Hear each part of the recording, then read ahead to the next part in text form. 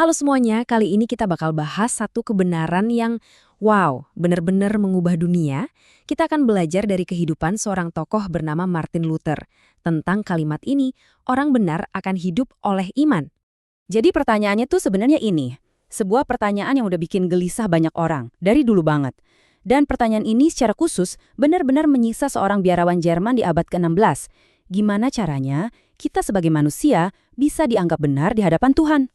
Nah, buat Martin Luther, ini bukan cuma soal teori teologi yang dibahas di kelas ya. Ini tuh siksaan pribadi loh.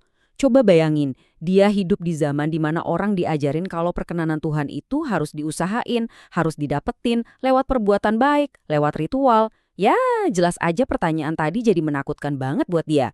Dan dia benar-benar mencoba segalanya. Maksudnya segalanya. Bayangin deh, disiplin diri yang paling keras, ngaku dosa sampai berjam-jam, semua perbuatan baik yang bisa dia pikirin, dia lakuin.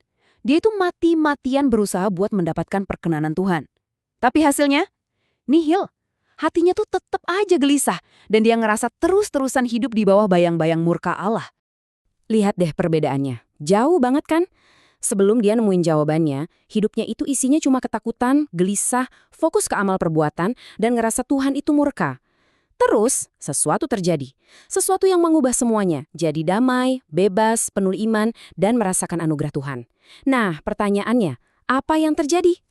Oke, jawabannya ada di bagian berikutnya. Dan ini, teman-teman, adalah titik baliknya. Bukan cuma buat hidup Luther, tapi bisa dibilang buat sejarah kekristenan. Dia menemukan sebuah kebenaran yang benar-benar membebaskan jiwanya. Dan inilah ayatnya. Ayat yang mengubah segalanya. Roma 1 ayat 17. Jadi gini, selama ini Luther tuh ngelihat frasa kebenaran Allah sebagai standar yang, ya ampun, gak mungkin bisa dia capai. Kayak sebuah tuntutan yang justru menghukum dia. Tapi, pas dia benar-benar merenungkan ayat ini, matanya seolah terbuka.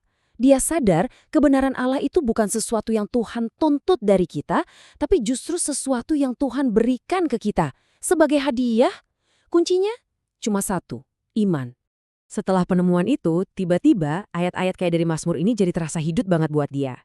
Berbahagialah orang yang diampuni pelanggarannya. Dia jadi sadar, kebahagiaan itu bukan datang dari usaha kita yang sempurna, tapi dari pengampunan yang kita terima cuma-cuma.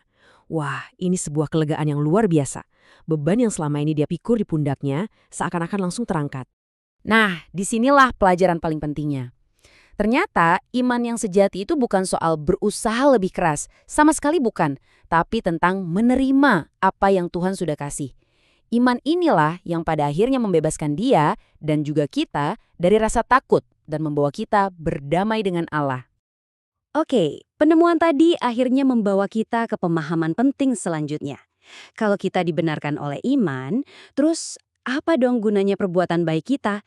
Apa peran amal kita? Nah, ini nih yang membalikkan segalanya. Cara berpikir yang umum waktu itu kan gini, kita harus kerja keras, berbuat baik, supaya bisa diselamatkan. Tapi Luther sadar urutannya itu kebalik. Kebenarannya justru adalah kita sudah diselamatkan oleh anugerah, dan karena itulah kita dengan senang hati melakukan perbuatan baik. Lihat kan, urutan ini mengubah segalanya. Dan dasar Alkitabnya jelas banget ya, seperti yang tertulis di Efesus ini. Keselamatan itu pemberian, anugerah, bukan hasil usaha kita.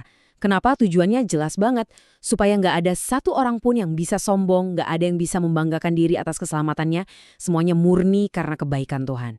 Jadi intinya gini, perbuatan baik itu penting banget, tapi bukan sebagai syarat untuk selamat.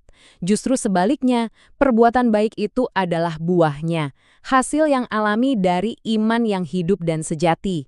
Yap, persis kayak pohon yang sehat, yang secara otomatis, secara alami akan menghasilkan buah yang baik. Dan perlu kita ingat, iman yang seperti ini tuh bukan cuma ide atau konsep di kepala ya. Iman ini punya kekuatan nyata untuk mengubah seluruh cara hidup seseorang. Perubahan yang dialami Luther itu dalam banget sampai-sampai dia bisa ngerasain persis apa yang ditulis Rasul Paulus di Galatia. Hidupku bukannya aku lagi, tetapi Kristus yang hidup di dalam aku. Ini bukan lagi tentang aku yang berusaha, aku yang mencoba, bukan. Tapi tentang Kristus yang hidup dan bekerja melalui dia. Ini transformasi total, dari dalam keluar. Ini jadi bukti kalau iman yang sejati itu lebih dari sekedar kata-kata. Iman itu adalah sebuah kekuatan yang aktif yang menggerakkan kita. Buat Luther, kekuatan inilah yang kasih dia keberanian luar biasa untuk menentang sistem paling kuat di zamannya, gereja dan kekaisaran. Bayangin, dia berani melakukan itu semua bahkan ketika nyawanya sendiri jadi taruhannya. Nah, keberaniannya ini akhirnya membawa dia ke satu momen yang sangat menentukan.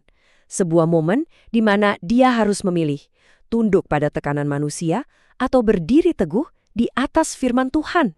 Jadi ceritanya dia disidang di hadapan kaisar dan para pemimpin gereja. Dia diperintahkan untuk menarik kembali semua tulisan dan ajarannya.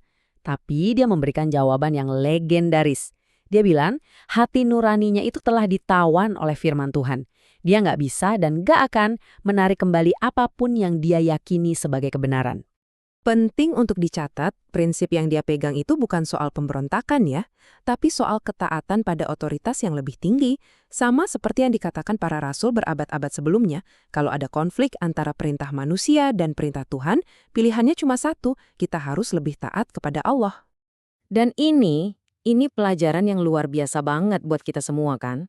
Hidup oleh iman itu artinya, terkadang kita harus punya keberanian untuk berdiri di atas kebenaran, bahkan kalau itu artinya kita harus berdiri sendirian. Keyakinan itu datangnya bukan dari diri sendiri, tapi dari dasar yang kokoh, yaitu firman Tuhan. Jadi kalau kita rangkum perjalanan ini, kita bisa lihat kalau iman yang sejati itu punya 3 peran penting. Ada iman yang membenarkan kita di hadapan Tuhan, lalu ada iman yang membebaskan kita dari rasa takut, dan terakhir ada iman yang memimpin, yang kasih kita arah dan keberanian dalam hidup sehari-hari. Dan pada akhirnya kita kembali lagi ke inti pesannya, yang sebenarnya ditegaskan berulang kali di seluruh Alkitab. Ini bukan cuma slogan reformasi, tapi ini adalah prinsip hidup bagi setiap orang percaya di sepanjang zaman. Orangku yang benar akan hidup oleh iman. Oke, setelah kita lihat perjalanan Martin Luther tadi, pertanyaan terakhir ini bukan lagi tentang dia, tapi tentang kita, tentang Anda. Karena ini kan bukan cuma soal memahami iman, tapi soal menghidupinya. Jadi pertanyaannya untuk kita renungkan bareng-bareng adalah, bagaimana iman itu menghidupkan Anda hari ini?